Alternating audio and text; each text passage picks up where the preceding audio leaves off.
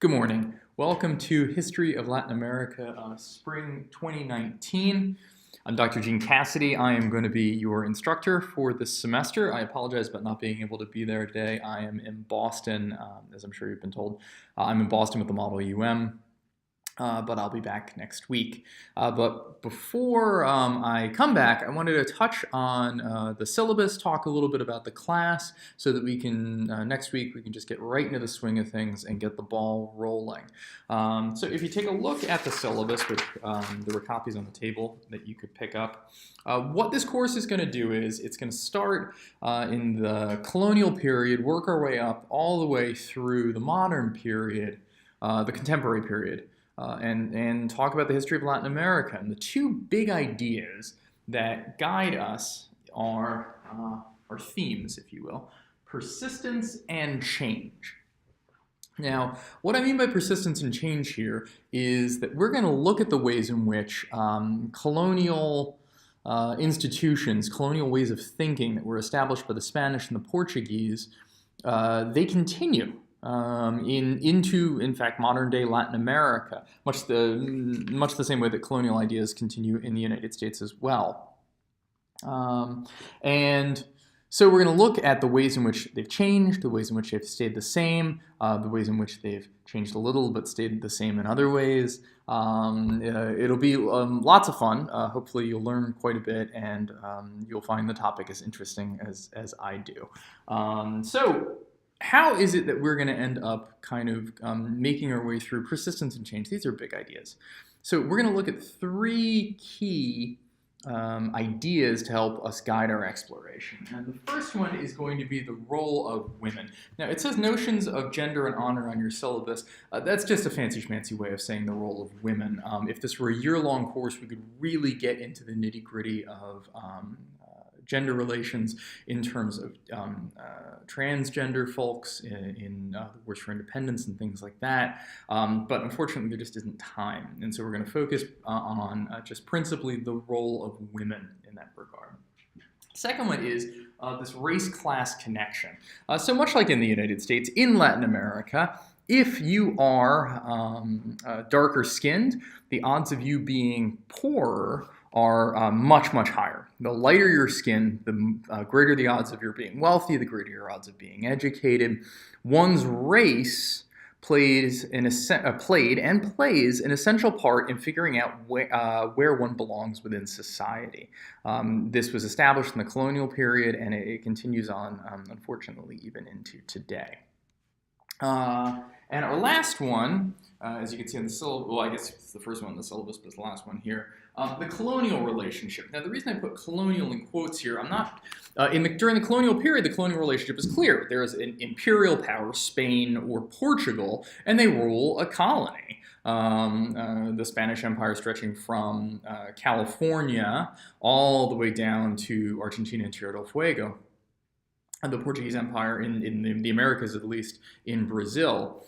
But this idea that the colonizers, when they arrive, and I translate it here too, we, quote, we need to fix / civilize / transform you. And we're going to see now the we and the you changes depending on which period we're looking at, but it starts in the colonial period.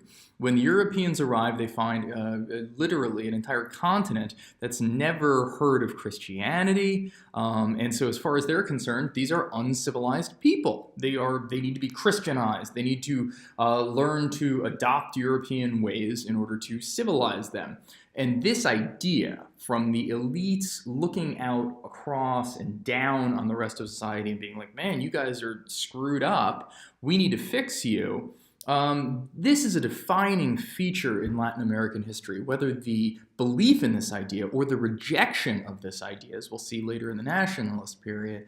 But this colonial relationship between the elite, the top, and the top needing to fix the bottom somehow, that idea is central. And so these are the three issues that are going to guide our exploration: role of women, connection between race and class, and colonial relationship.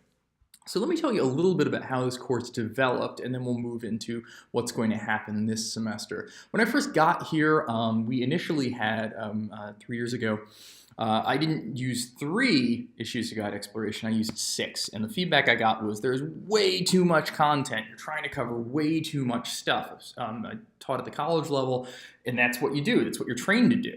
And so it got drawn back to 4 the next semester. And I still got feedback, there's just way too much stuff. And so I tried to adjust with the 4. Finally, we got it down to 3.